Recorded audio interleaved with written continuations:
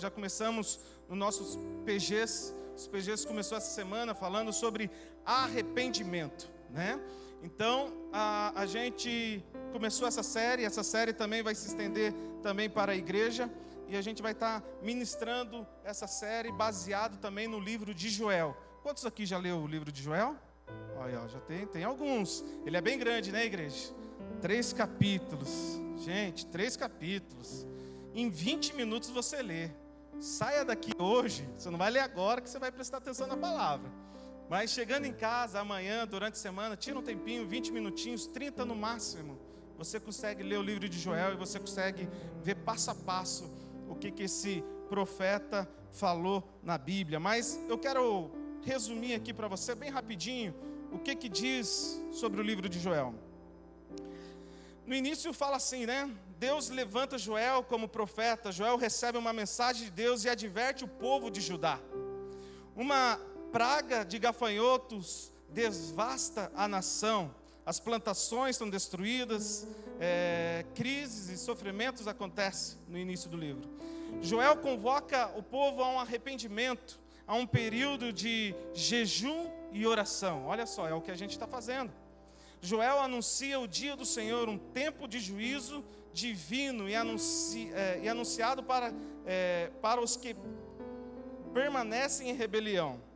Ele dá um dia do juízo para aqueles que estão em rebelião. Deus promete restaurar o que foi perdido, a terra, as colheitas, a alegria, restaurar o povo. Deus promete derramar o seu Espírito Santo sobre todos. E o 7º ponto aqui que eu coloquei foi: Deus julga as nações e estabelece a sua presença. As nações serão julgadas, o povo de Deus será preservado e o Senhor passa a habitar no meio deles. Esse é o resumo básico do livro de Joel. E eu quero ministrar hoje em cima desse tema, mas antes eu quero fazer uma dinâmica aqui bem rapidinho. Eu trouxe uma sacolinha de mercado, que feio, né, gente? Eu falei também que era feio, mas fazer o quê? Toma aqui. Amém. Ainda vou guardar no meu bolso a sacolinha. Ninguém viu, hein? Tá aí, ó, escondida. Queridos, eu quero fazer uma dinâmica bem rapidinha aqui. Essa garrafinha geladinha, gente, geladinha, água com gás, amém? Eu quero distribuir para algumas pessoas. Vou até aqui, ó, abrir, ó. Escutaram? Desça, hein, gente? Quem quer um pouquinho de água aí? Vem aqui, Marizão, pegar um pouquinho de água. Vem, Marizão, vem. Estou vendo que você está com sede, Marizão. Amém? Senhor, te dá água.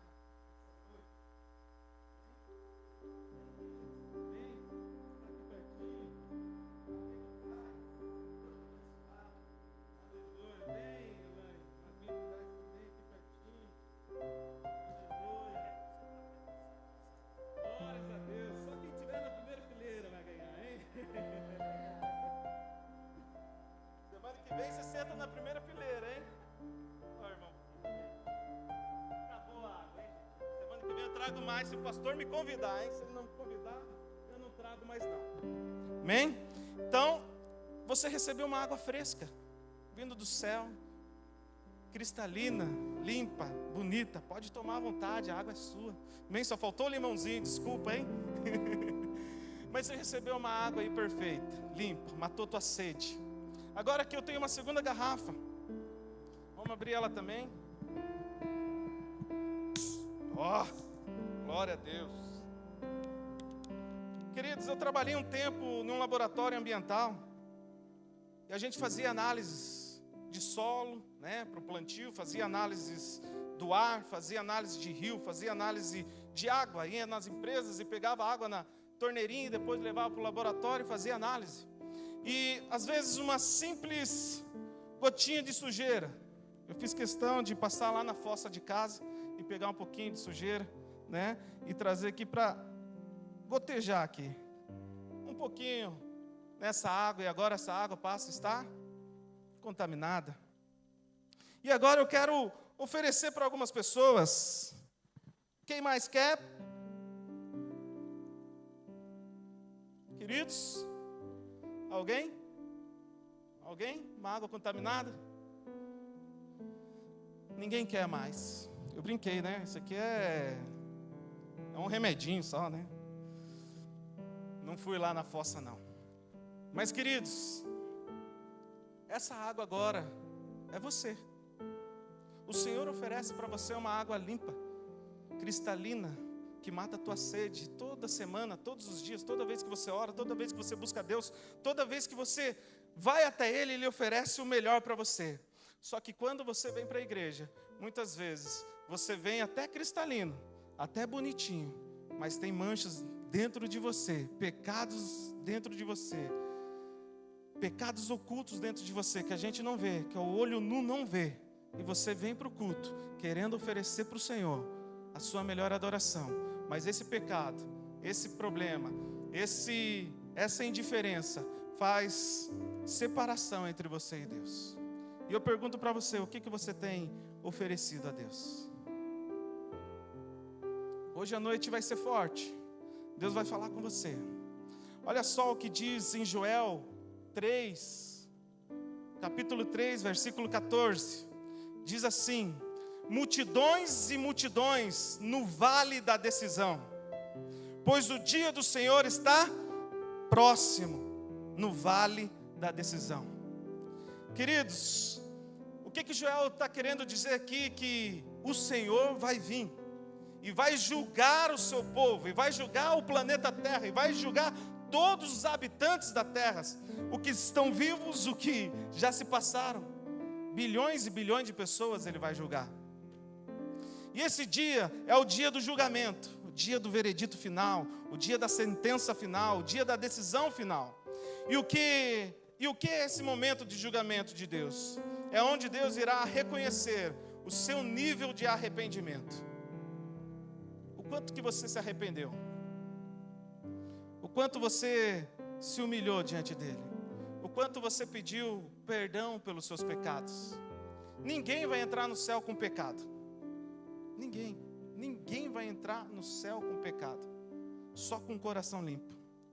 Não tem como a gente falar de arrependimento, a gente falar de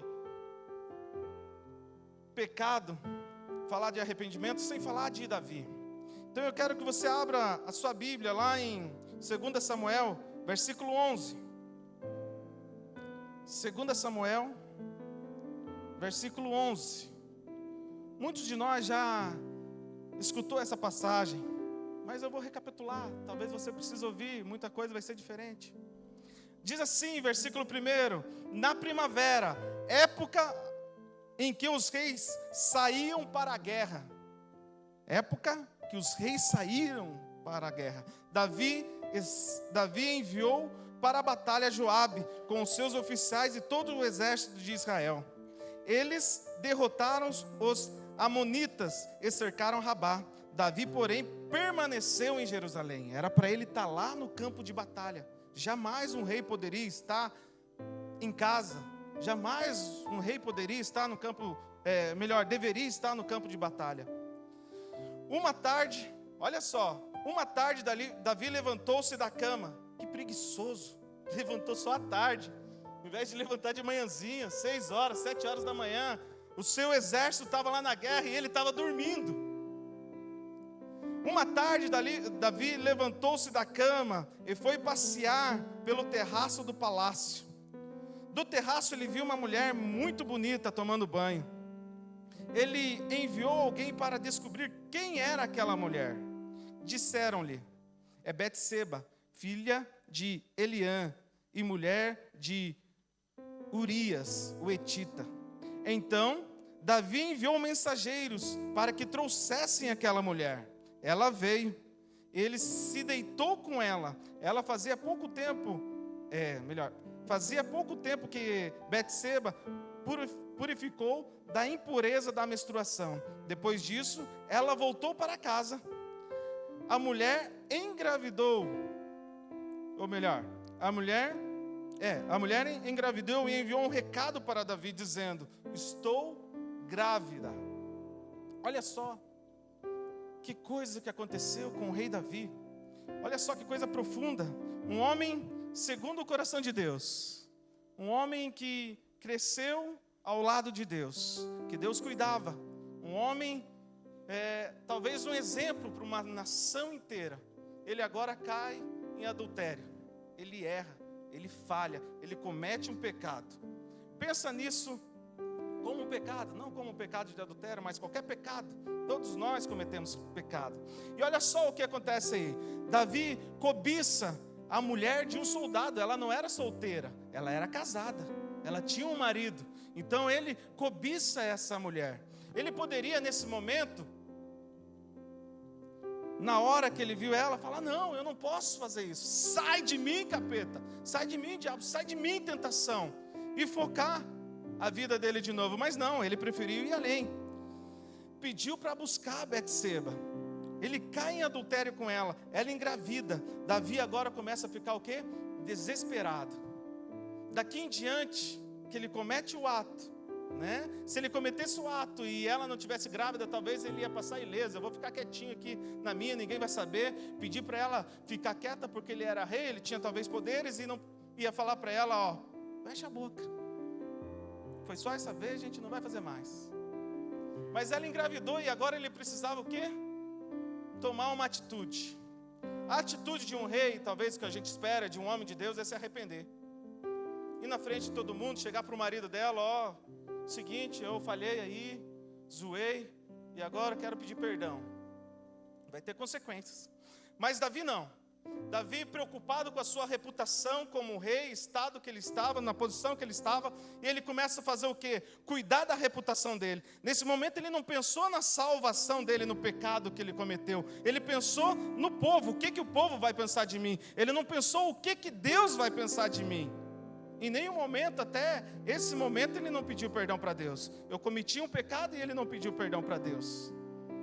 Então o que ele começa a fazer? Cria planos para tentar enganar a todos. Davi manda chamar Urias. Urias vem da guerra. Urias estava no campo de batalha, vem da guerra, fala com Davi. Davi fala assim: ei, aproveita que você está aí, dá uma passadinha na tua casa, descansa uns dias, depois você volta para a guerra. Porque Davi pensou: se eu mandar Urias para casa, ele vai descansar, vai fazer amor com a esposa e todo mundo vai pensar que é filho dele.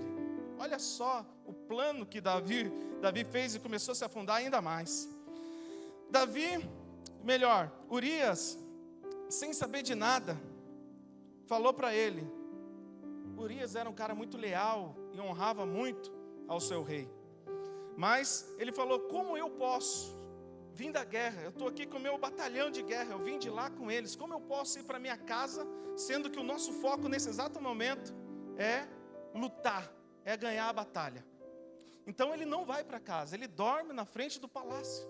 No outro dia de manhã, um dos soldados lá, alguém avisou Davi: ó, Davi, é o seguinte, o Urias não foi para casa. Não foi, ele está aí, está dormindo lá na frente. Davi, desesperado, pensou: eu tenho que criar um outro plano, eu tenho que ir um nível 2 desse plano. Chamou Urias para dentro do palácio, para a casa dele, e embriagou Urias. Ele pensou: agora que Urias está bêbado, ele vai perder a direção e vai para a sua casa. Ele vai chamar a sua esposa, ele vai ficar lá. E Urias, novamente, fiel e leal, não foi, permaneceu na frente do palácio. Davi, desesperado, mais ainda, querendo encobrir os seus erros, não pedir perdão para Deus. Ele poderia encerrar ali e falar: Senhor, me perdoe.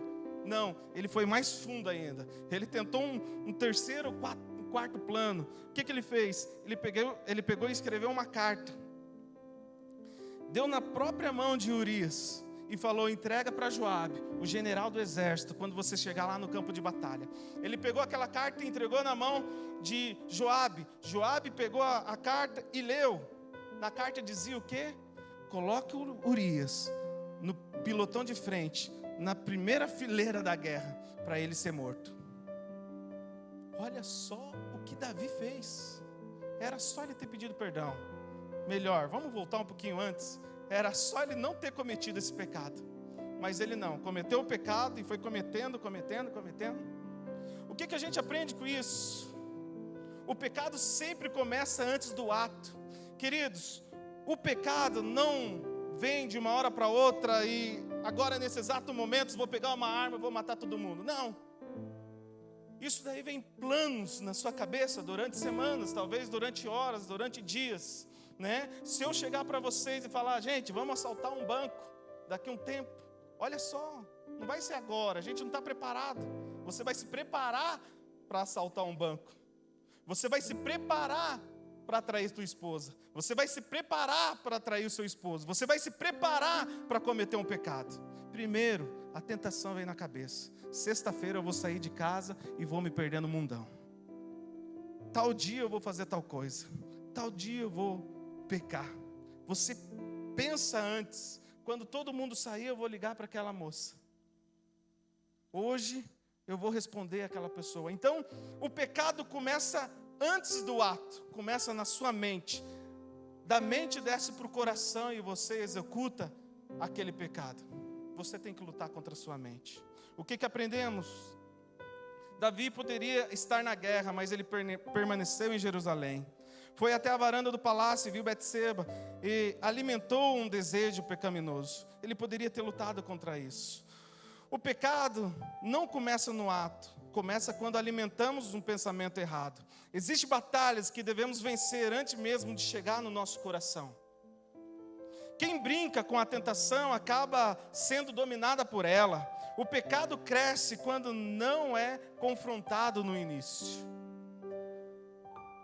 O pecado, se você perceber, toda vez que você vai errar, pecar, toda vez que você vai querer fazer alguma coisa, isso acho que acontece com todo mundo. Você que não percebeu ainda, dá um estralo, dá alguma coisa, o Espírito Santo vem, alguém chega, o telefone toca, uma mensagem chega, acontece alguma coisa e você é despertado pelo Espírito Santo para isso não acontecer. Deus não quer que você peque. Deus não quer que você erre. Existe um versículo na Bíblia que diz assim: vigiai e orai, para que não entrais em tentação. O pecado tem um efeito cascata. Davi não cometeu apenas o adultério. O pecado produziu outros pecados. A cobiça, o adultério, a mentira, a manipulação, o planejamento da morte de Urias. Tentou esconder tudo. O pecado raramente vem sozinho. Que aplicação temos com isso? Muitas pessoas pensam, foi só uma mentirinha. Uma mentirinha leva a outra, que vai levar uma mentirinha a uma mentirona. Foi só um deslize, foi só hoje. Não dá nada a ver. Mas um pecado não tratado vai gerar outros pecados ainda maiores. Queridos, existe pecado na sua vida que você vai ter que confessar. Existe algo que você tem que fazer. Você confessa a Deus, mas você só é tratado quando você confessa para uma outra pessoa. Confessa para um pastor, para um líder, para alguém que está te acompanhando espiritualmente. Pecados não é simplesmente você, Senhor, me perdoa, eu roubei alguma coisa. Mas pecados você tem que confessar, mas também você tem que tratar, porque senão um dia ele vai voltar. Pecado escondido nunca permanece escondido diante de Deus. Deus vai expor ele. Deus fez isso com Davi. Deus já fez isso comigo. Deus provavelmente já fez isso com você. E Ele não faz isso, Deus não te expõe porque Ele não gosta de você. Ele vai te expor porque Ele quer tratar você, porque Ele te ama e quer te levar para o céu. Deus vai expor o seu pecado para você ser tratado. Olha só, abra 2 Samuel 12 agora. 2 Samuel 12, versículo 1.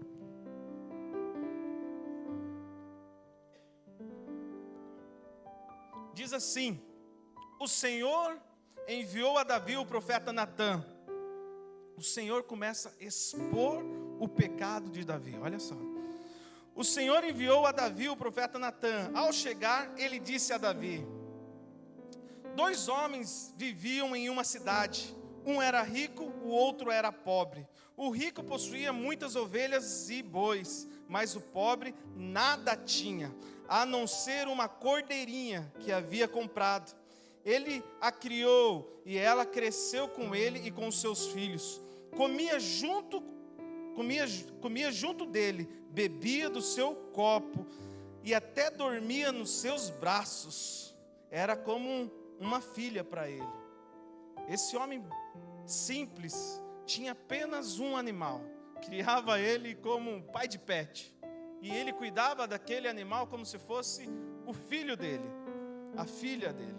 Versículo 4 diz assim: certo dia um viajante chegou à casa do rico, e este não quis pegar uma das suas próprias ovelhas ou dos seus bois para preparar-lhe uma refeição.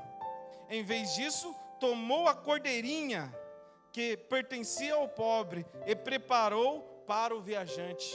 Olha só, ao invés de ele pegar, ele tinha tantas, tinha talvez milhares, tinha várias. O que custava pegar uma? Não ia faltar para ele, não. Ele foi lá e pegou da pessoa que só tinha uma, da pessoa simples, preparou e fez uma refeição.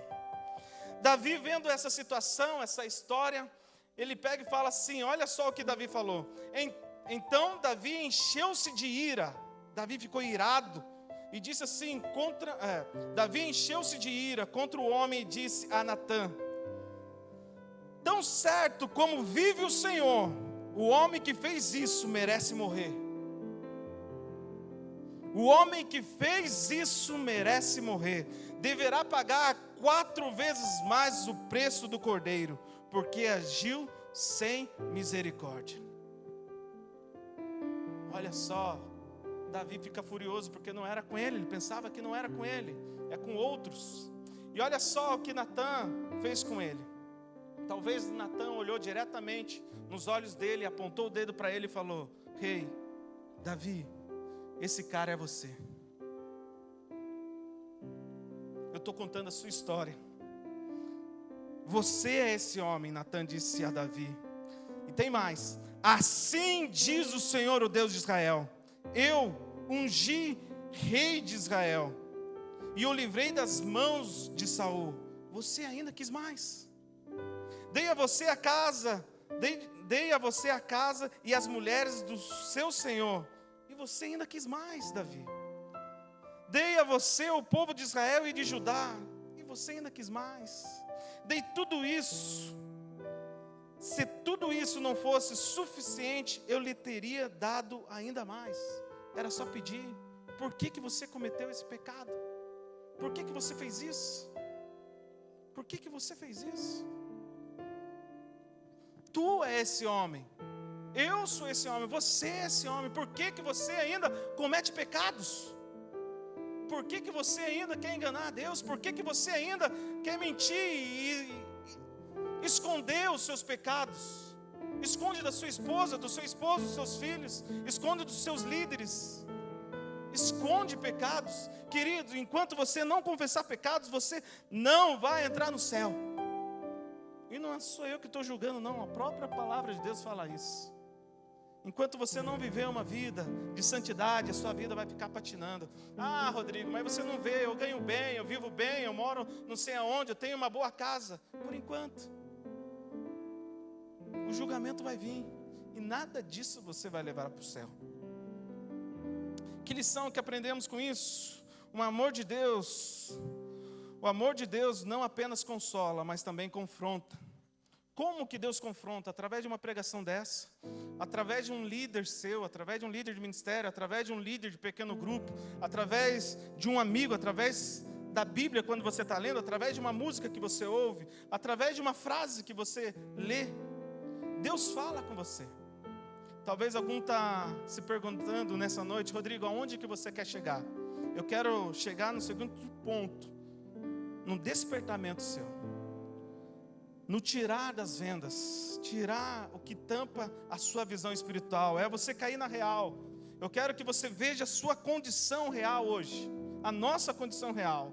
Antes mesmo de preparar essa palavra, ou melhor, antes mesmo de trazer essa palavra para você, eu preparei ela, eu chorei muito, eu busquei muito a Deus. Já faz uns 15 dias que eu estou preparando essa palavra, e faz 15 dias que Deus me bate todos os dias. E eu quero que nos próximos 15 dias Ele pare de bater em mim e bata em você agora.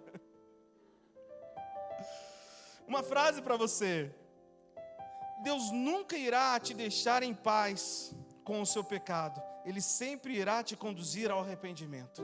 Ele sempre vai te conduzir. Ele não vai deixar em paz. O Espírito Santo vai te incomodar naquele pecado. Talvez você cometeu um pecado há anos, e até hoje ele te perturba. Você já confessou, você já falou com Deus: Senhor, tira de mim. mas agora está precisando de um tratamento. Está na hora de você abrir o coração para alguém.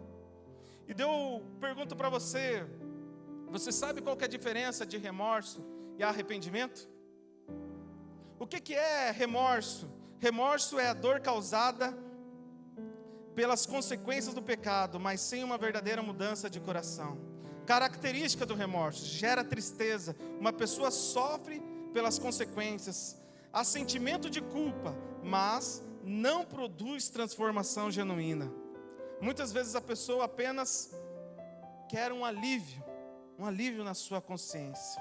Culpa sem transformação é uma culpa sem transformação. É como se fosse assim: a pessoa peca, cria-se um remorso, mas daqui 30 minutos ela peca de novo. Daqui um dia ela peca de novo. Daqui uma semana ela vai cometer o mesmo pecado. Isso não é arrependimento. Arrependimento, o que é arrependimento? Vamos lá, arrependimento é uma mudança de mente, mudança de coração, mudança de direção. É por isso que quando você se converte a Deus, é impossível você continuar na mesma direção. Quando você se converte a uma mudança de vida, a uma transformação de vida, talvez o ambiente vai mudar, os lugares vai mudar, a sua forma de falar, de se vestir, de conversar vai mudar. Isso se chama metanoia. A mudança 180 graus. Você estava indo para lá e agora começa a ir para cá. A direção vai mudar, o Senhor Jesus vai mudar a sua direção. É a mudança de mente que produz mudança de vida, é um giro de 180 graus. As características do arrependimento: reconhece o seu pecado, confessa o seu erro, assume a sua responsabilidade, busca perdão de Deus e produz uma mudança por completo. Qual que foi a reação de Davi quando Deus revelou o seu pecado? Davi, até aquele momento, ele estava tentando salvar a sua reputação, não a sua salvação. E eu pergunto para você: até quando você vai continuar preocupado com a sua reputação? Eu já estou em um nível tão alto, eu já sou tão bom, eu já estou líder, eu já sou tal coisa, o que vão pensar de mim? Muitas pessoas não confessam o seu pecado com medo da sua reputação. Querido, a sua reputação não vai te levar para o céu. A tua reputação vai te levar para o inferno, se você não quebrar ela. O que Davi fez? Quando Natã confrontou ele, Davi não culpou Betseba. Ele falou: esse cara sou eu. Ele reconheceu. Olha só o que diz 2 Samuel 12:13. Davi falando: eu pequei contra o Senhor. Ele não culpou Betseba, ele não culpou o diabo, ele não culpou as circunstâncias, ele não tentou se justificar, simplesmente ele declarou: esse cara sou eu. Eu pequei, eu errei, eu falhei, eu sou errado. Abra sua Bíblia, lá em Salmos 51.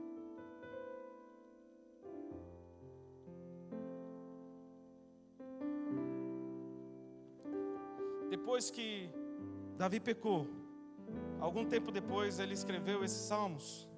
E olha só o tamanho do arrependimento dele. Salmo 51, versículo 1.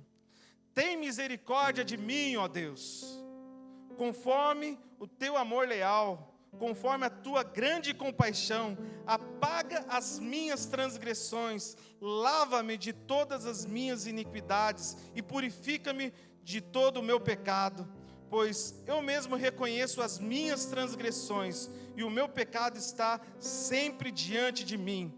Contra ti, somente contra ti eu pequei e fiz o que era mal aos teus olhos, de modo que justa é a sua sentença e irrepreensível é o seu julgamento.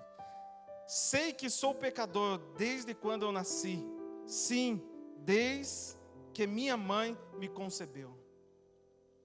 Queridos, Davi pecou, Davi se humilhou, Davi reconheceu o seu pecado. Eu pergunto para você: você já fez isso alguma vez? Profundamente. Que você largou esse pecado e nunca mais cometeu? Feche seus olhos aí um pouquinho, baixa sua cabeça. Eu vou ler esse texto novamente. Você vai pensar nos seus pecados. Tem misericórdia de mim, ó Deus, conforme o teu amor leal, conforme a tua grande compaixão.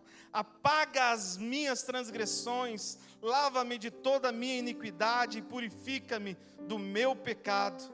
Pois eu mesmo reconheço as minhas transgressões e o meu pecado sempre está diante de mim. Contra ti, somente contra ti, eu fiz o que era mal aos seus olhos, de modo que é justa a sua sentença e irrepreensível o seu julgamento. Como está a sua vida? Como está o seu andar, o seu levantar, o seu agir, o seu pensar?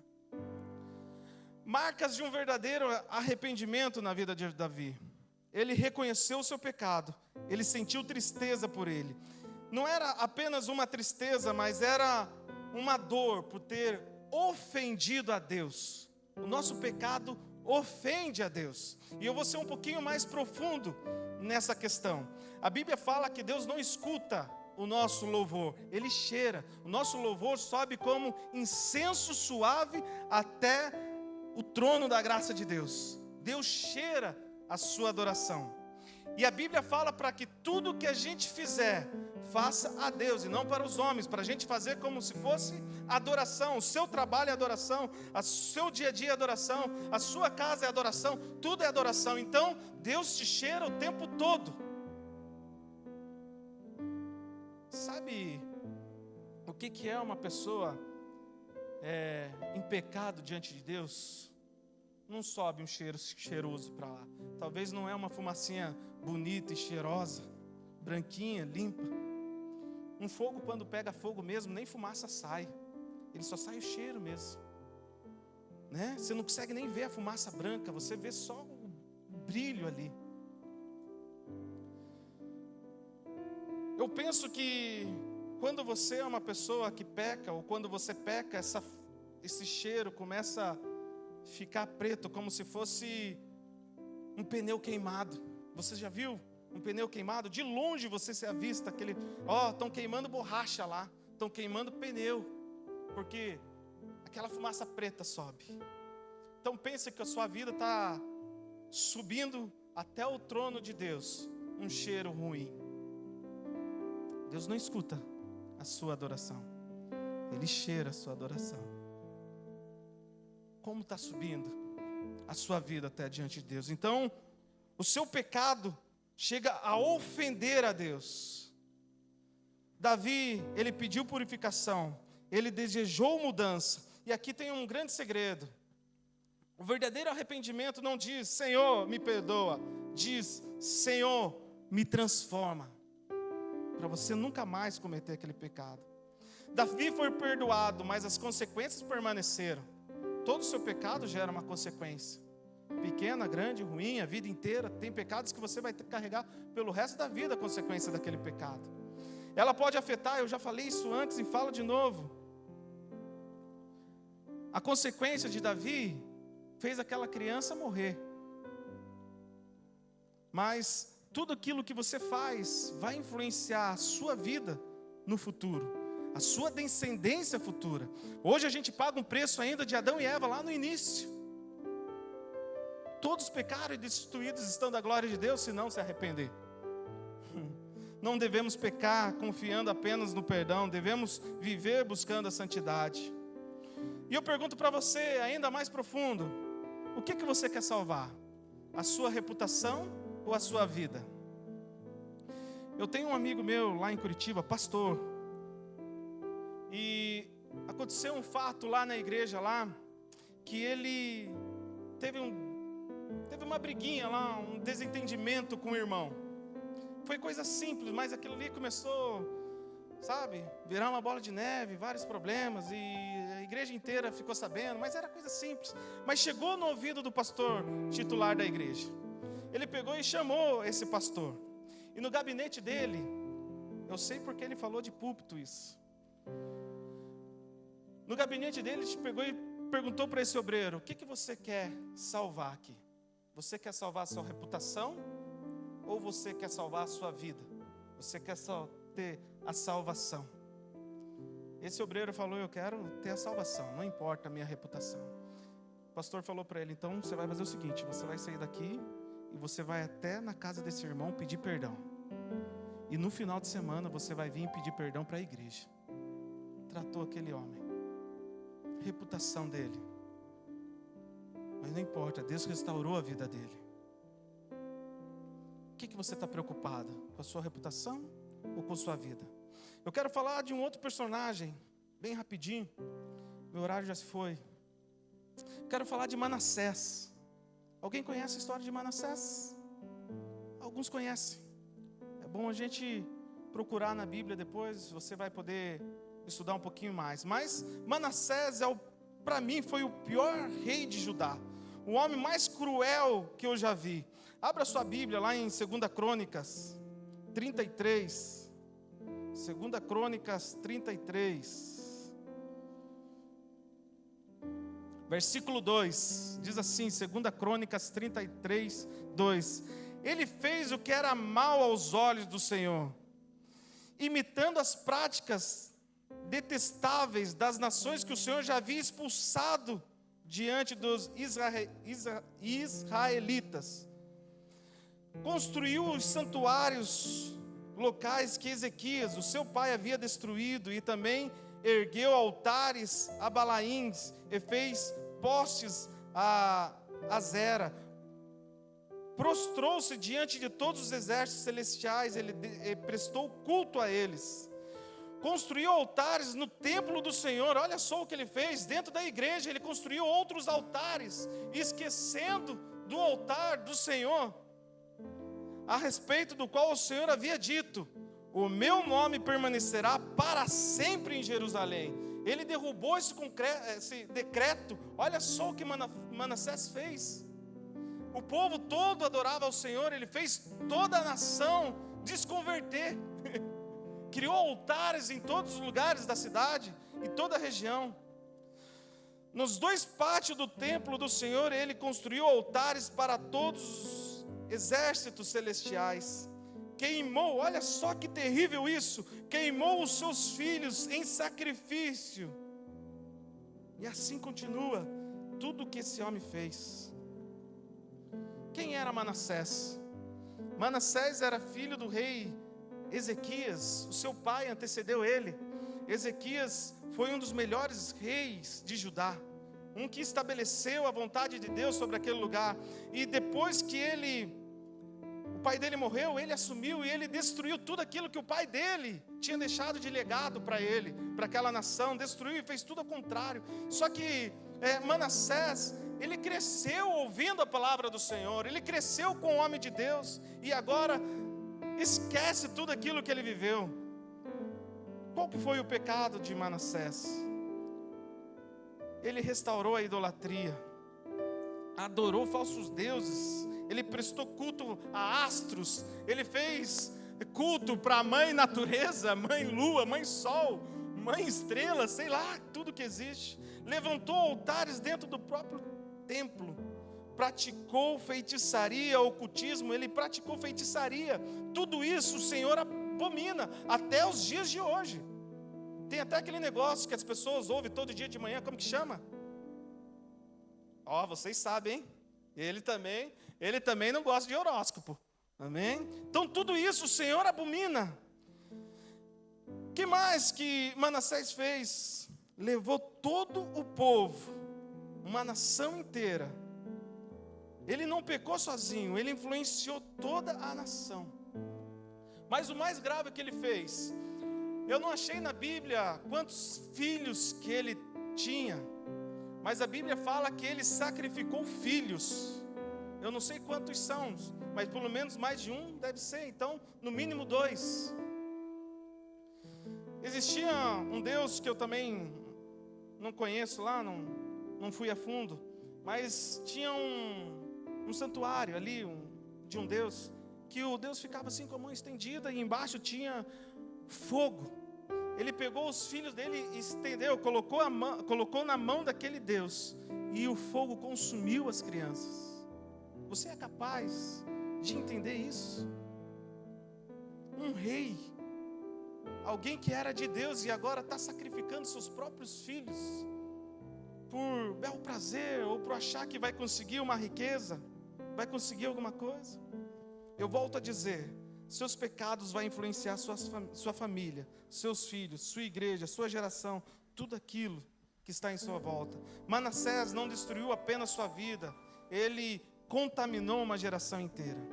O Senhor Deus ainda foi paciente com ele. Olha só o que diz em 2 Crônicas 33:10, diz assim: o Senhor falou a Manassés e ao seu povo. O Senhor tentou alertar ele: ei Manassés, o que está acontecendo aí?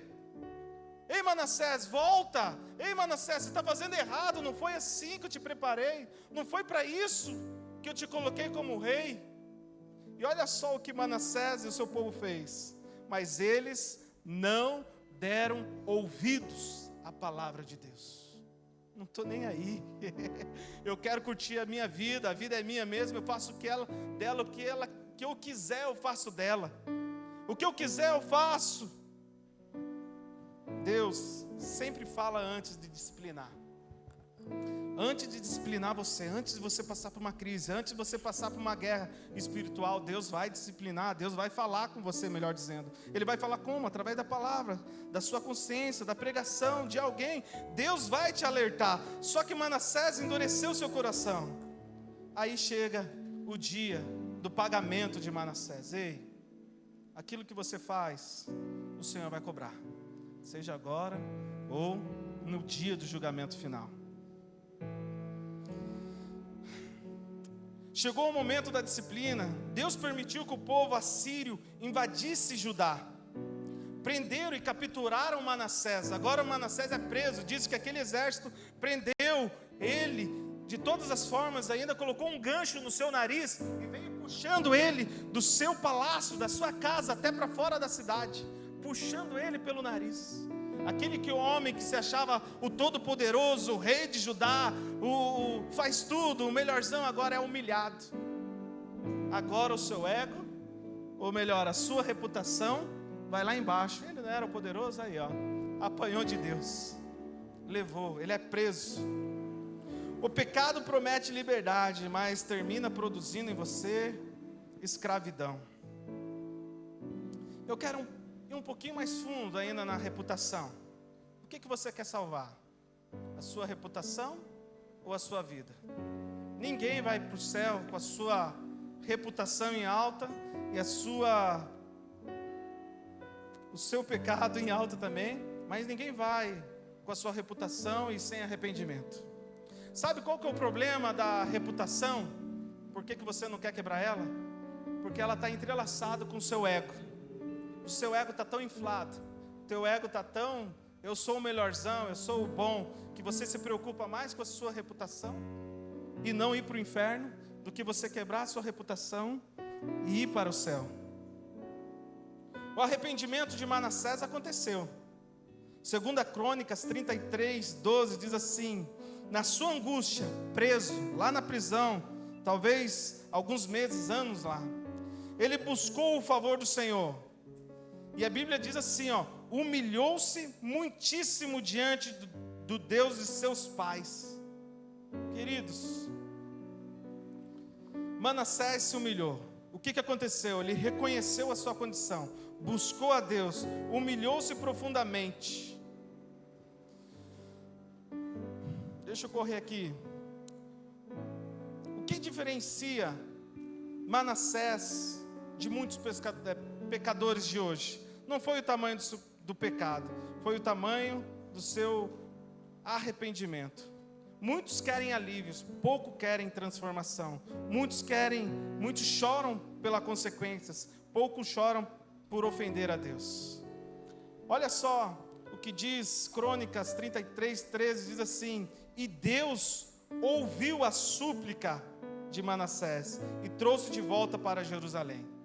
O mesmo Deus que te dá a oportunidade, o mesmo Deus que está de braços abertos e fala que te ama, é o mesmo Deus que vai fazer você talvez passar por algumas batalhas e vai te colocar na prisão muitas vezes, e depois Ele vai tirar de lá e te colocar no mesmo lugar.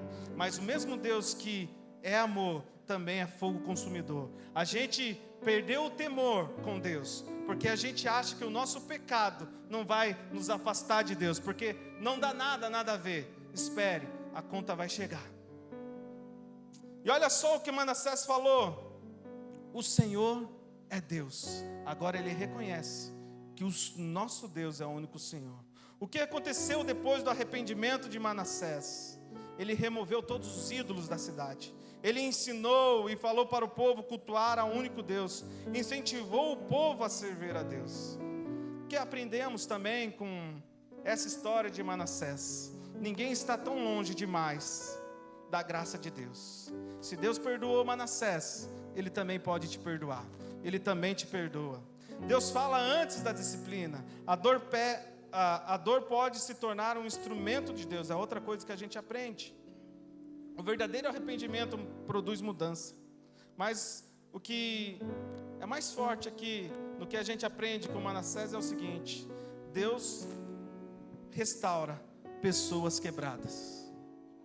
Deus não quer e não permanece você a vida inteira quebrado. Deus quer restaurar a sua vida. Deus quer restaurar o seu vigor. Queridos, eu lembro ainda, até hoje, na escolinha, na escola dominical, na sala Cordeirinho de Cristo, quando a professora ensinou uma musiquinha para nós, né? Ela falou sobre pecados e ela falou assim, a musiquinha era mais ou menos assim, eu não vou cantar, só vou falar, mas diz assim: cuidado, mãozinha, o que pega, cuidado, mãozinha, o que pega, pois o Salvador do céu está olhando para você. Cuidado, mãozinha, o que pega. Cuidado, pezinho, onde pisa. E a gente tinha que pegar assim. Cuidado, pezinho, onde pisa, né? Era mais ou menos assim. Cuidado, pezinho, onde pisa, pois o Salvador do céu está olhando para você. Cuidado, pezinho, onde pisa. Cuidado, ouvido. Cuidado, mão. Cuidado, olhos. Cuidado. Essa foi uma das minhas principais pregações da minha vida. Não esqueci até hoje. E ela falava assim: Rodrigo, né? Rodrigo não, turma, né? Toda vez que você passar por uma luta, por uma tentação, Deus vai te dar o escape. Deus vai te dar o escape. Você cai se você quiser.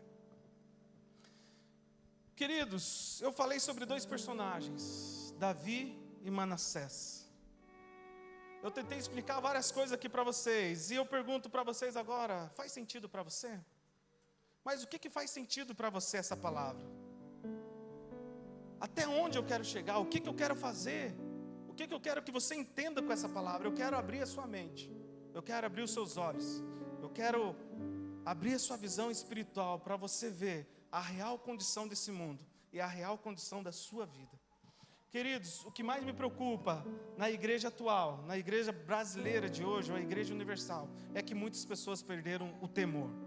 Elas acham que o pecado não afeta mais, não atinge mais elas, não toca mais elas, porque elas se acham tão amigas de Deus, que um cara tão meu amigo não vai me julgar um dia.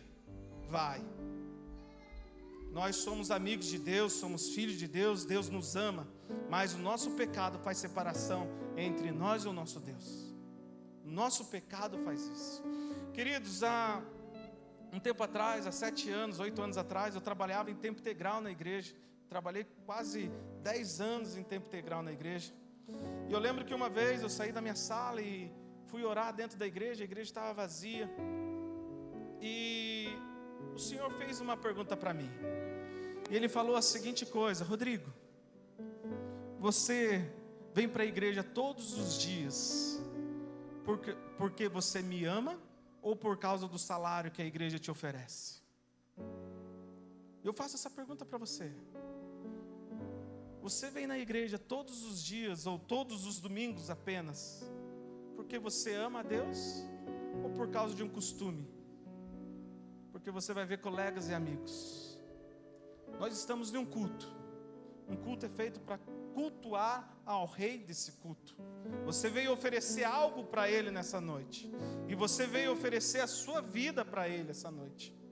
Como está a sua vida? Talvez está cristalina, mas tem coisas escondidas. Como está o seu coração? Como está a sua vida? Fica de pé no seu lugar. para a gente fingir que está acabando.